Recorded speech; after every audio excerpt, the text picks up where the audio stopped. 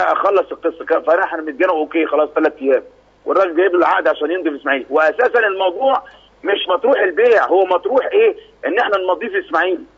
هو بقى يوافق او ما يوافقش، دي حاجه بتاعته، يروح في الحته اللي هو عايزها برضه، دي بتاعته. فاهمني؟ تمام يا كابتن. بس هي دي القصه يا جماعه يعني. بس عشان كويس ان انت بتوضح، لانه اتقال على لسانك كلام كتير، وكويس ان انت معانا على الهوا وبتوضح الامر ده. وبعدين قال لك ان طارق يحيى رايح ما اعرفش يغني، ورايح يغني ايه وبتاع ايه. بس يا جماعه اغنيه الزمالك، اغنيه التتويج حاجه معموله لنادي الزمالك، ابني عاملها وداعي نجوم الزمالك. طب ما الكابتن محمد صلاح كان موجود. مظبوط. ايوه فاهمني؟ ايوه كابتن محمد صلاح كان موجود. مش محمد صلاح معاك في الاستوديو؟ معايا سامعك اهو. طيب كابتن محمد صلاح كان موجود. أيوة.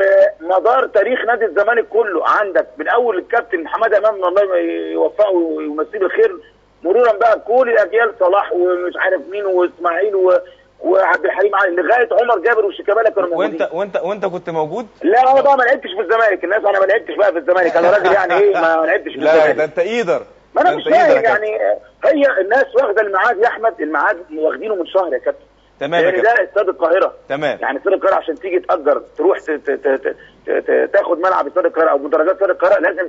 طيب عايزه اجراءات طويله وانت عارف. ممكن عشان وقتي واكيد وقتك، انا عارف انت خرجت يعني ده يوم طويل وعايز اكيد تتسحر. نقدر نقول ان الزمالك، هكلمك بصفتك انت طارق يحيى ابن نادي الزمالك. الزمالك حسم الدوري النهارده بشكل كبير. انا قلت يا كابتن الاسبوع الرقم 35 للزمالك مش لاي فريق ثاني. اسبوع 35 للزمالك طبقا للنقاط اللي كانت موجوده قبل كده. هيعلن الزمالك بطل الدوري. ده في اعتقادي راي الشخص، ده الكلام ده قلته من زمان. تمام. لكن احنا بما ان الزمالك خسر ماتش المقصه اللي فات، فهنأخر شويه الاسبوع 36، وده الكلام انا بقوله. لو الزمالك كسب الماتش اللي جاي وتعادل الماتش اللي بعديه او كسب الماتش اللي جاي خلاص خد الدوري. تمام. مش معنى كده هيقول لك بقى ده طارق يحيى بيقول دلوقتي ان الزمالك. يا عم احنا بنقول اللي موجود، ولو الاهلي في نفس الموقف هقول نفس الكلام. تمام يا كابتن. بس يعني عموما يا كابتن هارد لاك، وبنتمنى لك كل التوفيق، واسيبك بقى عشان تتسحر ورمضان كريم.